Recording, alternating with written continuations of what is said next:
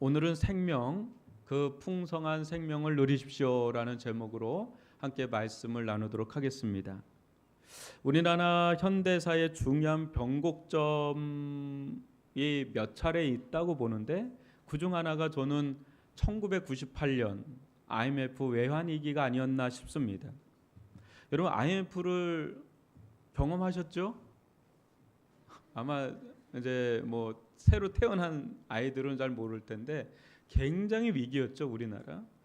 IMF 전후로 한국 사회는 상당히 달라졌습니다. 저는 그때가 딱 졸업하는 해였기 때문에 실감을 너무 많이 하면서 졸업을 했거든요. 그 전까지만 해도 직장을 얻는 데 있어서 물질을 버는 자체보다도 어떤 일의 가치, 어떤 소명의식이 중요한 척도였습니다. 교사가 된다 그럴 때, 의사가 된다 그럴 때, 공무원이 된다 그럴 때 돈보다도 이 일의 가치, 어떤 소명의식이 크게 작용을 했어요. 근데 마음에야 돈을 많이 벌고 싶은 마음이 누구에게나 있겠지만 이걸 드러내진 않았습니다. 왜냐하면 속물이란 말을 들을까 봐 이걸 드러내지는 않고 이렇게 직장을 얻었던 때가 1998년 전입니다. 그런 IMF를 지나서 한 8년이 지난 2006년, 여러분 BC카드가 내놓은 광고 카피 하나 있죠. 아주 유명한 광고 카피입니다. 당시 대세 여배우가 김정은입니다. 위에 사는 김정은이 아니라 아래 사는 김정은. 여러분 부자 되세요, 그거예요. 여러분 부자 되세요. 그 2006년 종전에 히트를 쳤던 광고입니다.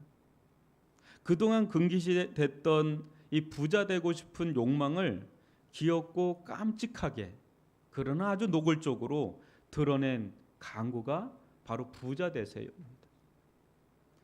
유명 배우가 죄책감을 말끔히 씻겨주듯 숨은 욕망을 속 시원히 드러내주니까 그 다음부터 인사가 달라졌잖아요. 올해 부자 되세요, 대박 나세요. 그때부터 대박이란 말이 그 이후에 계속해서 나옵니다. 이제 어느 누구도 심지어 교회에서도 돈 많이 벌려는 걸 가지고 속물이라 여기지 않는 문화가 형성되었습니다. 여러분 이 광고는요, 아직까지 우리나라 광고, 부동의 광고 1위입니다. 그 카피로. 제가 안 집사님한테 물어봐야 되는데 하여튼 제가 살펴본 바로는 그렇습니다. 1위더라고요, 아직까지도. 이 광고를 진두지휘한 송정환 상무는 부자 되세요란 오랜 불황의 끝이 보이는 시기에 여러분 그동안 고생 많았습니다. 8년간 이 IMF를 이제 지나온 거예요. 이젠 숨 좀 트이시죠? 여러분의 꿈과 희망을 우리가 성원하겠습니다란 의미라고 이렇게 인터뷰하는 기사를 봤습니다. 그러나 그의 발행과 상관없이 한국 사회는 이후에 이젠 부가 미덕이라는 이 부자론이 대세를 이루면서 지금도 여러분 유튜브나 서점에 가보면 부자 되는 법에 대해서 아주 그냥 인기가 가장 많아요. 조회수도 높고요. 아마 여러분들 유튜브 많이 보실 겁니다. 어떻게 하면 성공하고 어떻게 하면 부자 될 수 있는지 아마 보실 거예요. 아마. 이 걷잡을 수 없는 대세에 너도 나도 우리도 들어와 있는 마당에 오늘 예수님께서 주시는 말씀 찬물을 끼얹는 말씀입니다. 예.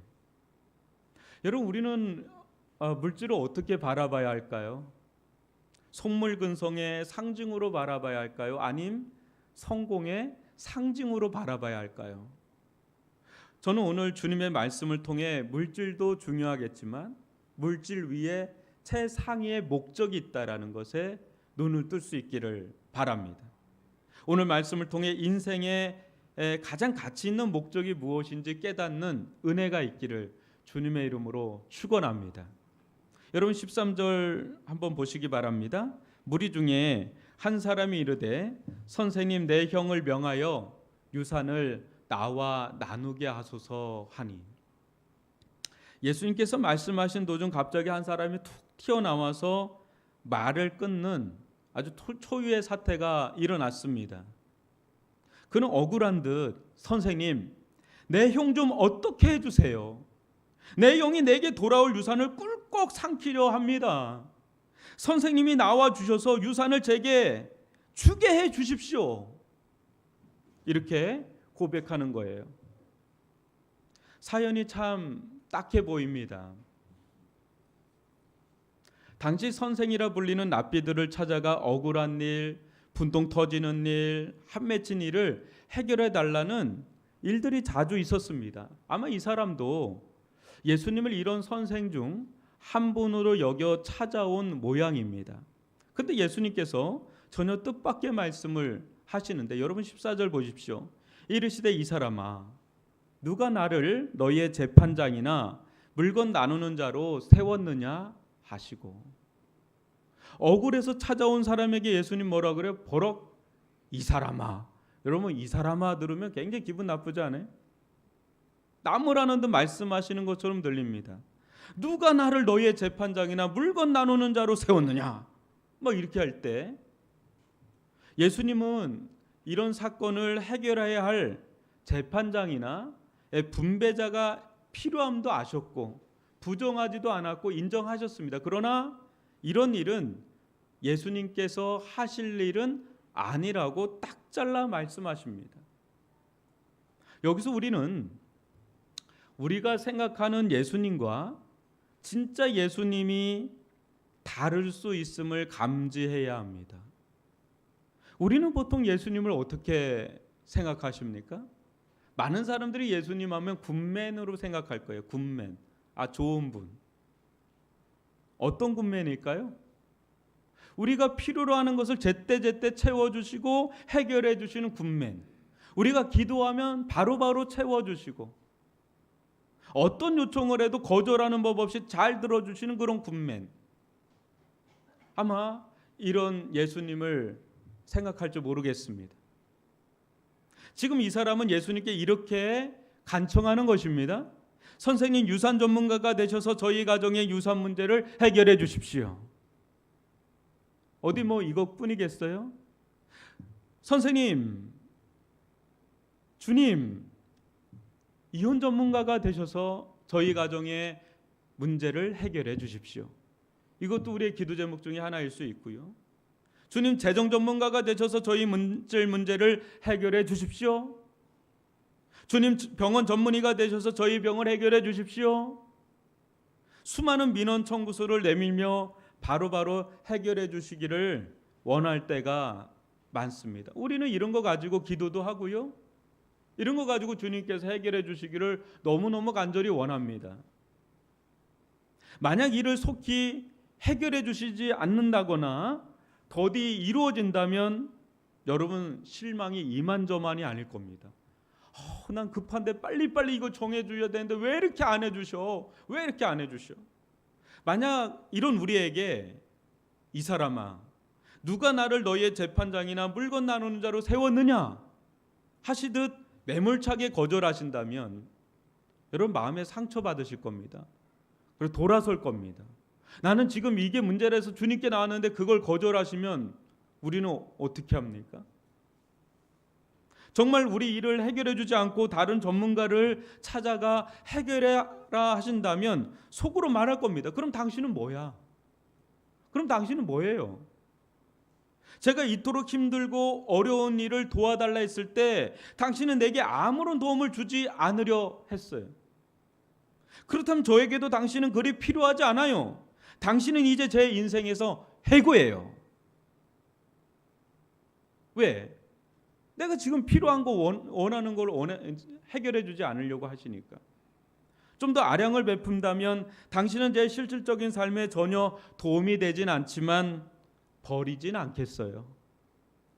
그냥 저 박제처럼 마음의 위안이나 되어주세요. 그러나 당신이 제 삶에 관여하거나 개입할 수는 없을 거예요. 당신이 내게 한 것처럼.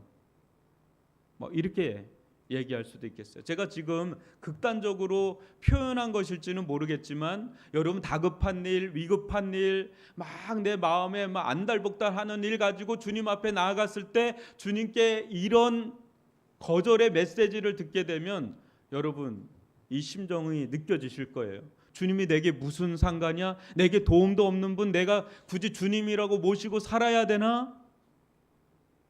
대놓고 욕하는 자들도 있겠고 대놓고는 못하겠지만 상심이 이만저만이 아닐 것입니다. 세상 어디 기댈 곳 없다는 절망감, 배신감, 또 모멸감마저 들 수 있는 그런 상황이 지금 이 사람에게 일어난 것이고 또 우리들에게도 충분히 일어날 수 있는 대목이다라는 것입니다. 그러나 여러분이 기억해야 될 것이 하나 있습니다. 그것은 하나님께서 이 세상을 창조하시고 다스릴 때 각 영역을 맡을 자들을 세우셨다는 것입니다. 하나님 창조의 질서 가운데 우리에게 일어나는 수많은 문제들을 해결하기 위해 각 영역에 해결자들을 세워주셨습니다. 여러분, 괜히 국가가 있는 게 아니에요. 정부나 병원이나 어떤 기관, 군대, 학교, 수많은 기관들을 세우신 이유가 있어요. 하나님은 그것들을 통해서 이 세상을 다스리시고 이 세상을 통치하시고 운영해 가신다는 거죠. 우리도 여러분 공부하려면 교회 와야 되나요? 학교 가야 되나요? 학교 가야 돼요. 여러분 병이 있으면 교회 와야 돼요? 병원에 가야 돼요? 병원 가야죠. 물론 교회에서 기도하지만. 여러분 불나면 교회 와야 돼요? 소방서 가야 돼요? 소방서 가야 되죠. 하나님께서 그런 것들을 통해서 이 세상을 다스리시고 통치하신단 말이에요.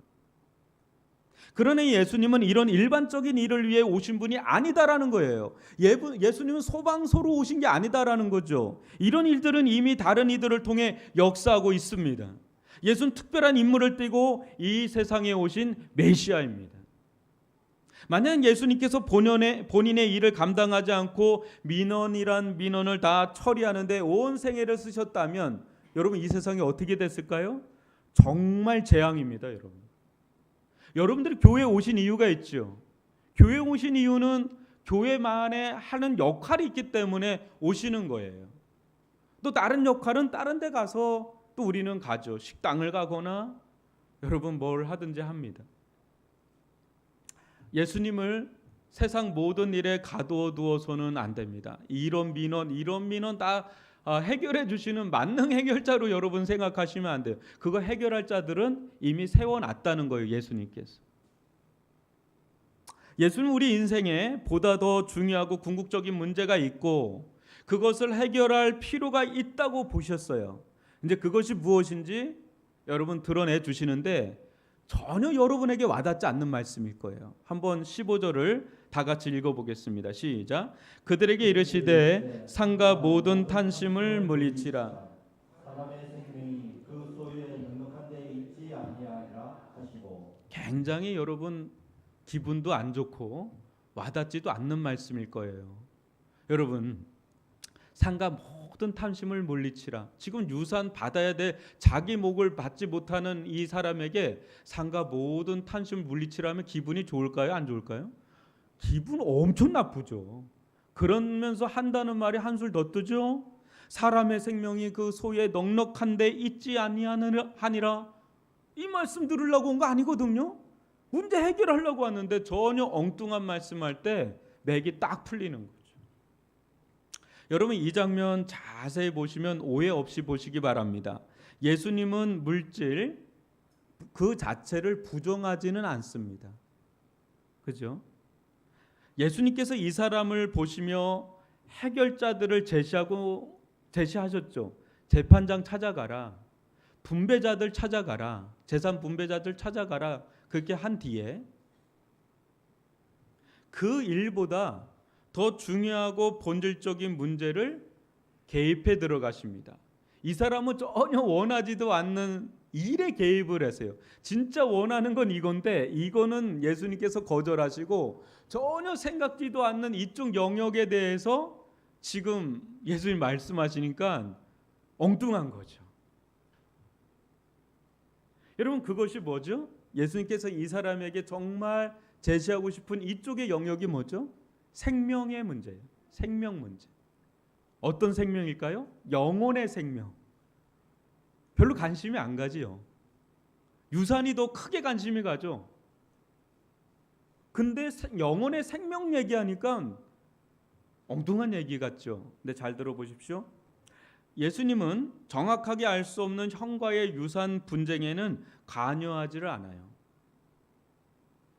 하지만 이자의 생명, 영혼에는 깊숙이 관여하십니다.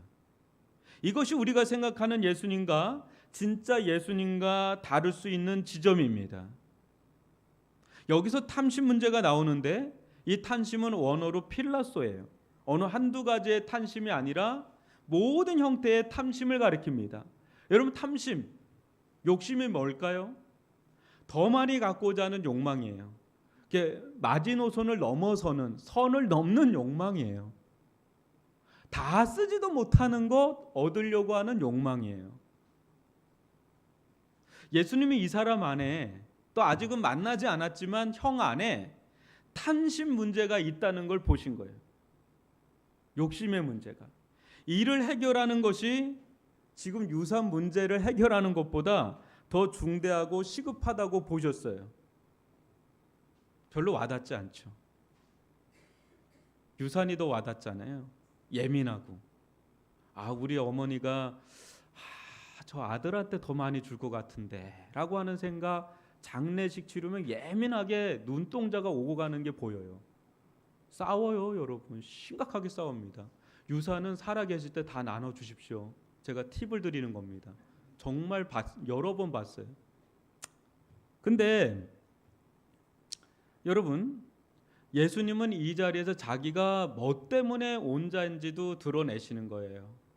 무슨 문제를 해결하려고 오는 분인지도 드러내시는 거예요. 이 문제가 해결돼야 인생의 근원적인 문제가 해결된다고 봤기 때문에. 여러분, 지금 코로나가 다시 막 극성이에요. 근데 여러분, 코로나로 인해서 진짜 파생되는 문제가 한두 가지가 아니에요. 근데 뭐가 사라져야 모든 문제가 해결될까요? 코로나가 사라져야 나머지 문제가 다 해결되는 것처럼 예수님은 우리 인생에 진짜 문제가 있다는 거예요. 유산 문제보다 더 진짜 문제. 그게 해결돼야 나머지 문제가 해결된다고 보신 거예요. 그래서 예수님은 뭐라 그러시죠? 상가 모든 탐심을 물리치라 그래요. 상가 모든 탐심을 물리치라. 왜 그렇죠? 예수님은 사람의 생명이 그 소유의 넉넉함에 있지 아니하기 때문이라고 합니다. 여러분, 우리가 욕심을 부리고 욕망을 갖고 탐심을 부리는 데는 이유가 있죠. 조금만 더 하면 얻을 수 있는데 왜 그렇게 우리가 탐심을 부리죠? 왜 욕심을 부리죠? 조금만 더 있죠. 해녀들이 절대로 하지 말아야 될 게 조금만 더 들어가자면 안 된다는 거. 그러면 죽는다는 거예요. 저기 앞에 전복이 있어도 조금만 더가 안 된다. 거기서 나와야지 산다는 거예요. 근데 조금만 더 하면 잡거든요. 우리가 왜 그러죠? 보다 많은 소유를 얻기 때문에 그렇죠. 그 보다 많은 소유를 얻기 위함이죠. 여러분, 소유를 지금보다 더 얻으면 얻을수록 어떨까요? 여러분, 지금 연봉이 만약에 6천이면 1억이면 어떨까? 2억이면 어떨까? 여러분, 그렇게 소유가 많아지면 어떻게 될까요? 그렇게 달려가는 이유가 있잖아요. 소유가 많아지면 어떻죠? 인생을 정말 행복하게 삽니다. 정말 여유롭게 삽니다. 심지어는 일로부터 자유해지고 누릴 수 있는 건 누리고 생명도 연장시킬 수가 있죠. 여러분, 가난한 자가 더 잘 살까요? 부자가 더 잘 살까요? 부자가 더 잘 살죠. 여러분, 가난한 사람이 오래 살까요? 부자가 더 오래 살까요? 일반적으로 부자가 더 오래 삽니다. 한번 예를 들어 볼까요? 치명적인 병이 있는데 천문학적인 물질이 필요해요. 근데 그거가 있으면 살아요. 근데 그게 없으면 못 살아요. 누가 살죠? 당연히 부자가 살죠. 당연히 부자가 사는 거죠. 여러분, 물질하고 소유하고 생명은 직결되죠. 직결됩니다. 여러분, 우리가 부자가 되면 될수록 생명을 유지하는 것뿐 아니라 그 생명을 풍성히 누리는 여건과 환경이 조성이 돼요. 뭐가 돼도 좋은 데 앉게 되고 타게 되고 먹게 되고 집에서 쉬게 되고, 여러분 충분히 그거를 마음껏 누릴 수 있는 그 배경이 다 소유에서 오는 거잖아요. 그래서 여러분 열심히 사는 거 아니에요? 우리 다 그런 그 속에 있는 사람들 아니겠어요?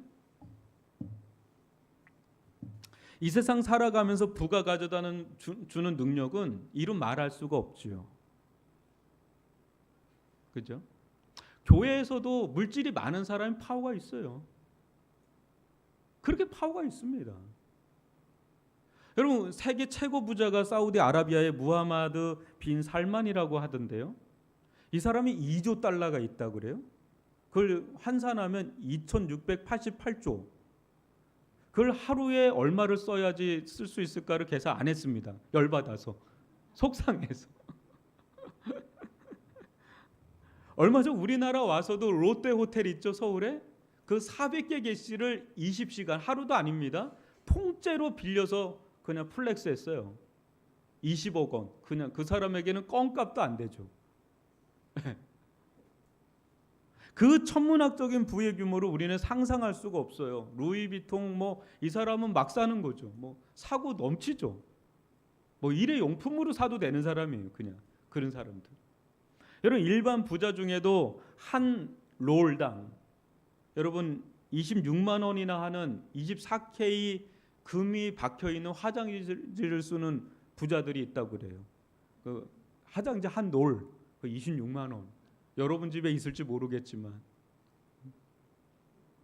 우리는 쉽게 만날 수 없는 상상을 초월하는 부자가 이 세상에는 많습니다, 여러분. 그런 신기하게도 이런 자들이나 지독히 가난한 자들이나 다 생명의 유통기한이 정해져 있습니다. 때로는 이건희 회장이나 김종일처럼 엄청난 부 또 권세를 가졌음에도 급성 심정지로 이른 죽음을 맞이하는 자들도 있는가 하면 가난하게 사는데도 여러분 90세, 100세 엄청난 장수의 복을 누리는 분들도 있죠. 그러나 여러분 다 그냥 도찐 개찐이에요. 50보 100보예요. 다 생명의 유통기한이 있어요. 그냥 많이 살아야 80, 뭐 90, 100세 뭐 그 정도 어간에서 대부분 아무리 부자든 뭐 아무리 가난하든 뭐 그 어간에서 거의 다 종결됩니다. 여러분, 엄청난 재력이 있다고 무하마드 빈 살만이 천세 만세 그 누릴 수 있을까요, 여러분? 생각보다 일찍 죽음을 맞이할 수도 있습니다.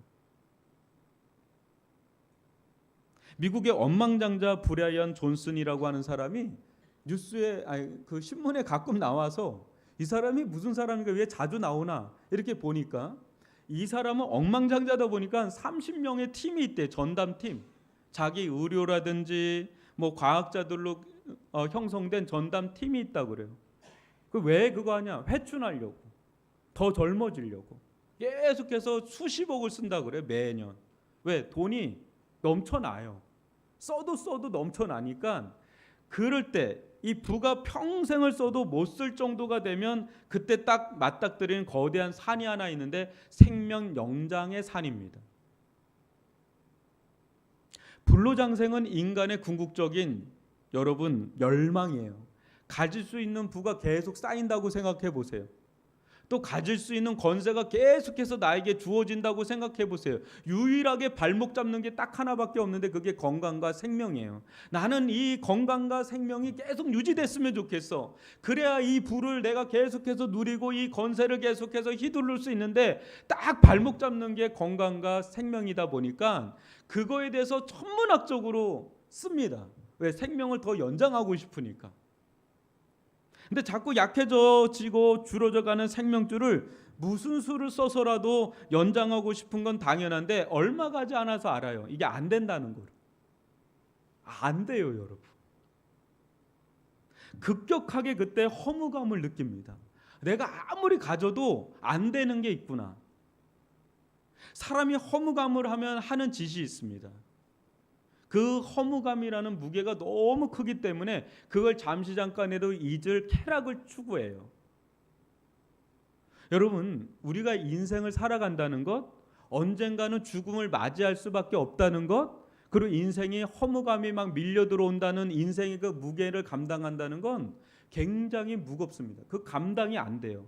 우리 같이 사는 게 하루하루 사는 게 아둥바둥 사는 사람은 잘 몰라요. 근데 정점에 쓴 사람은 이 인생의 무게에 짓눌려서 그 쾌락이라는 주사를 맞기 시작합니다. 그게 마취제도 되고 안정제도 되고 그게 어떻게 보면 수면제 같은 역할도 하죠. 여러분, 많은 부자들 중에 프로포폴을 왜 맞겠어요? 또 왜 마약에 중독이 될까요? 그런 것들로는 도저히 해결할 수 없는 인생의 무게를 도저히 견뎌내질 못하는 거예요. 그 허무감이라는 게. 예수님은 유산 가지고 형과 싸움을 벌이기 직전인 동생에게 진리를 말씀하십니다. 상가 모든 탐심을 물리치라. 사람의 생명이 그 소유의 넉넉함에 있지 않다. 여러분, 예수님은 천지를 창조하신 창조해 줍니다. 온 우주 만물의 주인이란 말이에요. 소유자란 말이에요. 예수님께서 마음만 먹으면 이 우주에 수천 조개가 넘는 해성이 있다 그래. 헨리 해성 같은 거.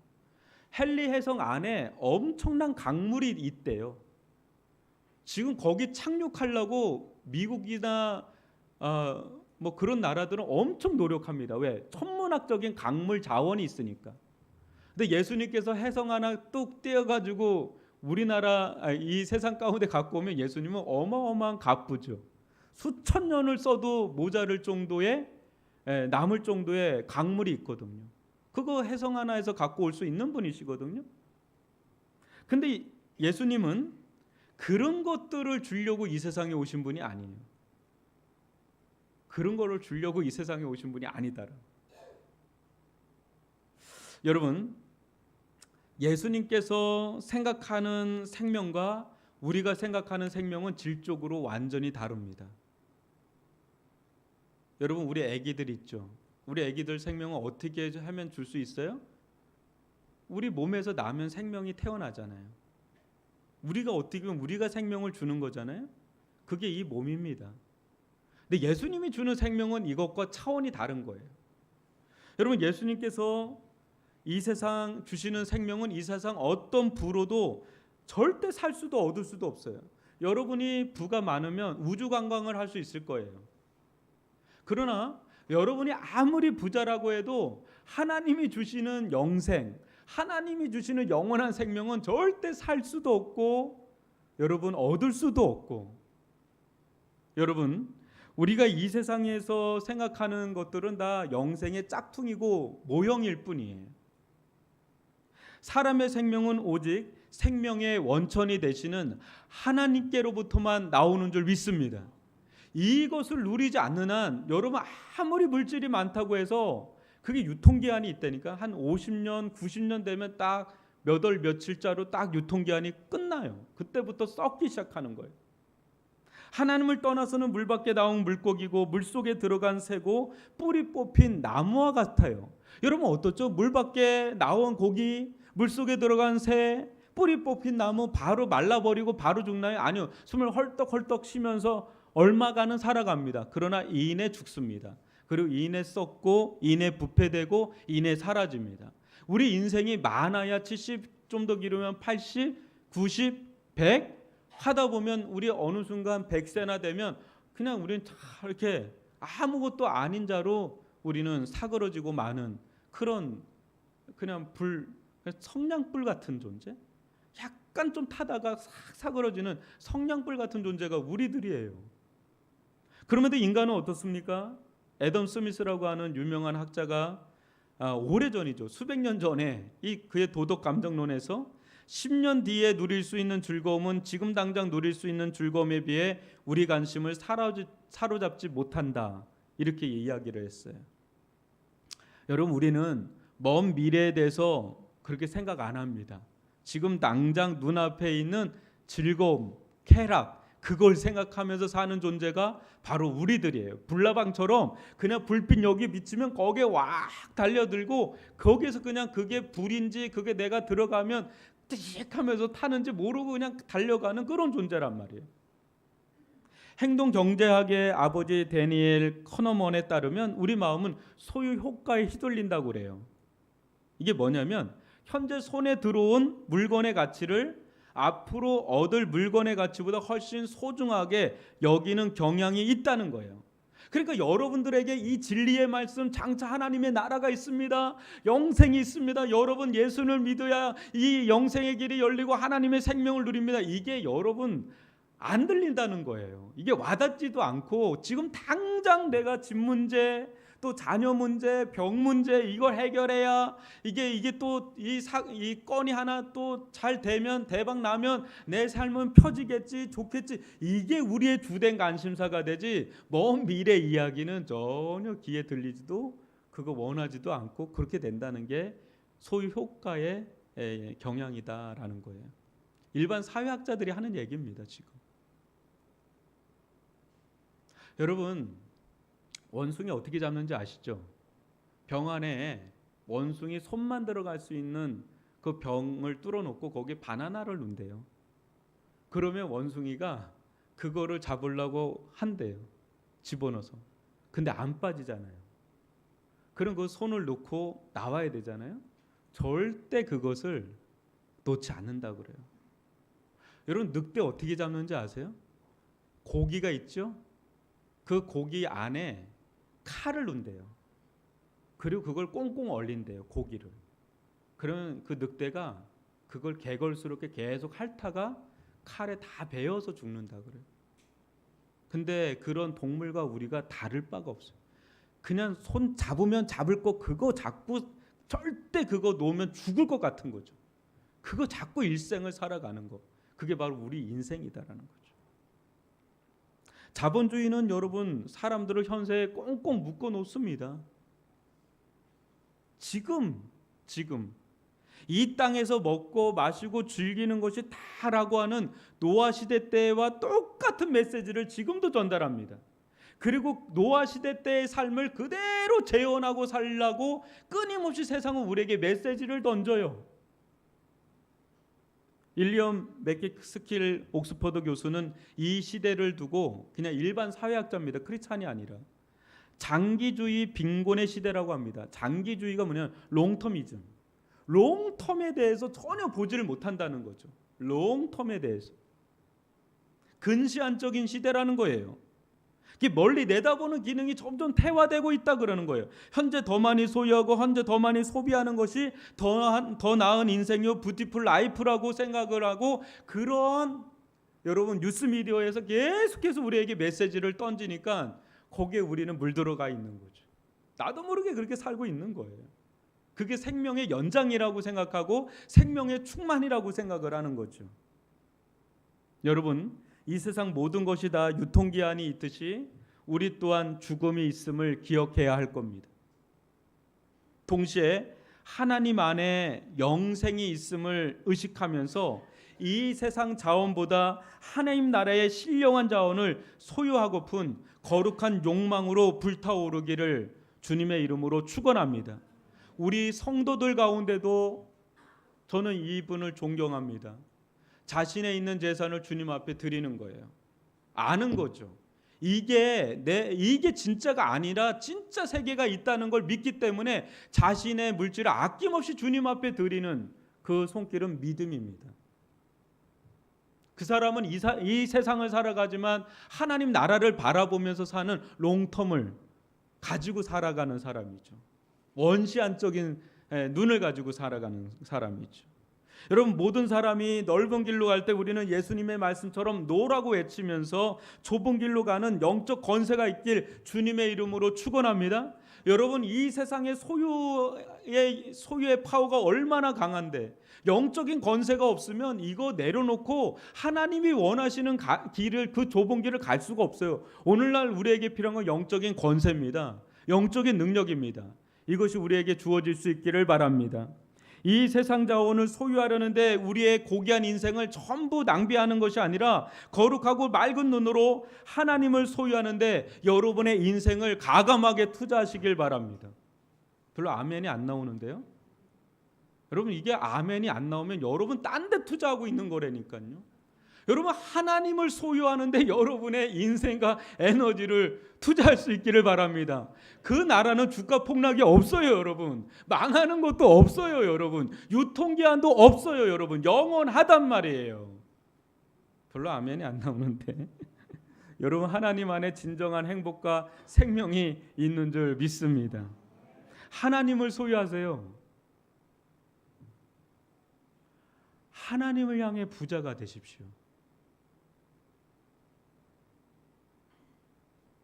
예수님께서 우리에게 정말 주시고자 하는 게 뭘까요?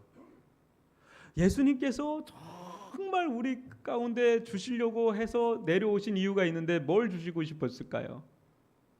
여러분, 예수님은 모든 걸 가지고 계신 진정한 소유자예요.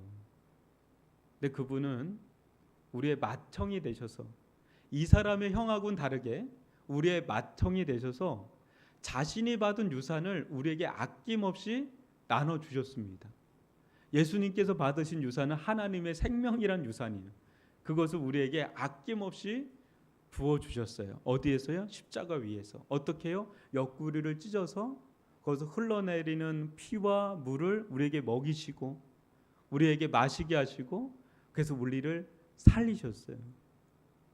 여러분, 예수님의 그 보혈로 우리가 살아났잖아요. 예수님의 은혜로 우리가 살아났잖아요. 구원받고 영생을 누리고 하늘의 신령한 자원을 누리잖아요. 이 땅의 자원도 누릴 뿐 아니라 이 세상에서도 복을 받는 분들도 있지만 하늘의 신령한 자원을 얻었잖아요. 성령을 받고 믿음을 받고 은혜를 받고 영생을 누리고 이루 말할 수 없는 지혜를 얻고, 여러분, 예수님 안에 진정한 생명이 있습니다. 하나님 안에 진정한 생명이 있습니다. 소유의 넉넉함에 있는 게 아니라, 무하마드 빈 살만에게 생명이 있는 게 아니라 하나님 안에, 예수 그리스도 안에 생명이 있는 줄 믿습니다.